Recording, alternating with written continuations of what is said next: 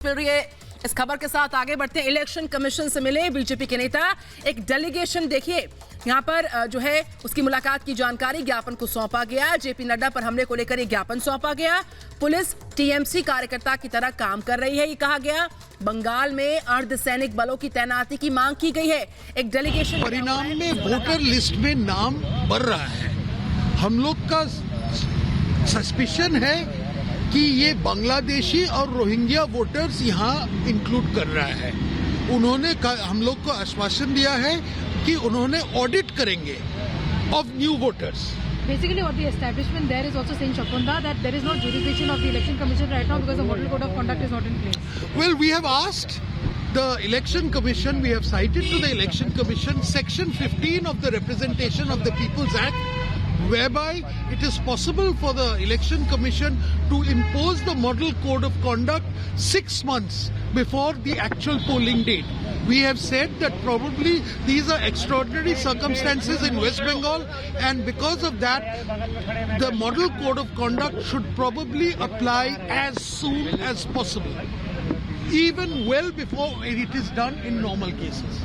Would you also be making this appeal for the central paramilitary forces to be deployed in? It is a routine fact that central paramilitary forces will be deployed, and of course they will be deployed. We are also suggesting that certain guidelines and certain precautions be taken to see that. तो Bengal BJP के leader को आप सुन रहे थे, जो सीधे सीधे कह रहे हैं कि बांग्लादेशी और रोहिंग्या इनकी मिली भगत हो सकती है। यही वजह है कि यहाँ इस तरीके से हमला हो रहा है। आपको पिछले दिनों याद होगा बीजेपी के 2 सीनियर लीडर्स जेपी नड्डा, कैलाश विजयवर्गीय, जिन पर हमला हुआ, और अब 19 तारीख को देश के गृह मंत्री अमित शाह को वहां जाना है। वहां किसानों का भी कार्यक्रम है, उनको भी संबोधित करने वाले हैं।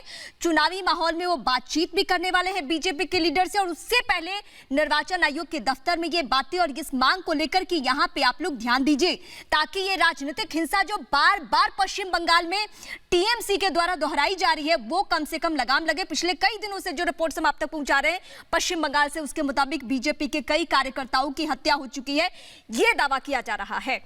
नड्डा पर हमले को लेकर ज्ञापन सौंपा गया। कुछ और जानकारियां लेते हैं। हिमांशु देव हमारे साथ जुड़ चुके हैं फोन लाइन पर। हिमांशु, बताएं। देखिए, नड्डा पर हमले के बाद में लगातार बीजेपी की तरफ से ये प्रयास किए जा रहे थे कि जो भारतीय जनता पार्टी के बड़े नेता हैं, जब वो पश्चिम बंगाल में आते तो उनकी सुरक्षा जो है कहीं ना कहीं चाक चौबंद हो। इसके लिए गृह मंत्रालय को भी लेटर लिखा गया, वहां के जो प्रदेश अध्यक्ष हैं दिलीप घोष द्वारा, और उसके बाद में गृह मंत्रालय द्वारा कार्रवाई भी की गई।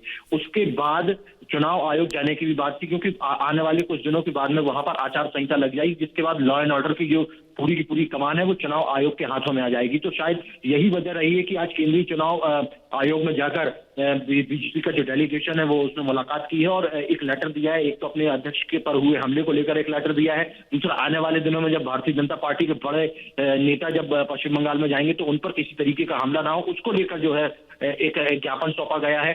साथ ही लॉ एंड ऑर्डर की सिचुएशन कितनी ज्यादा बद से बदतर हो चुकी है, इसके बारे में बीजेपी के नेताओं द्वारा चुनाव आयोग को अवगत कराया गया है। और केंद्रीय चुनाव आयोग को यह भी बोला गया है कि क्योंकि आपके स्टेट का जो चुनाव आयोग है वो कहीं ना कहीं ममता बनर्जी के दबाव में ना जाए और उनके प्रभाव में आकर सही तरीके से काम न करे, कानून की व्यवस्था जो है सही तरीके से कायम रहे, इसको ध्यान में रखते हुए केंद्रीय चुनाव आयोग को एक ज्ञापन सौंपा गया है कि वो सारी चीजों को सुनिश्चित करे। आने वाले दिनों में जब जैसे ही आचार संहिता लगेगी, उसके बाद में जैसे ही चुनाव आयोग के हाथों में कमान आ जाएगी, तब किसी भी स्थिति से और जो इलेक्शन है वो फ्री एंड फेयर हो।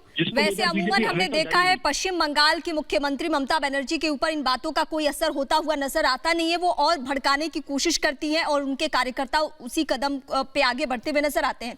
आपको लगता है कि निर्वाचन आयोग के पास जाने से कोई समाधान निकल सकता है? क्योंकि जिस तरीके से माहौल रहा है, और मैं तो ये कहूंगी कि ये पहली दफा नहीं है, पश्चिम बंगाल का कोई भी इतिहास उठाकर, चुनावी इतिहास उठाकर देखे, कभी वाम के साथ यही स्थिति रहती थी ममता बनर्जी की। आज उस भूमिका में अब बीजेपी है, बीजेपी अब ममता बनर्जी के निशाने पर है। चुनावी माहौल इसी तरीके से रहता है वहां।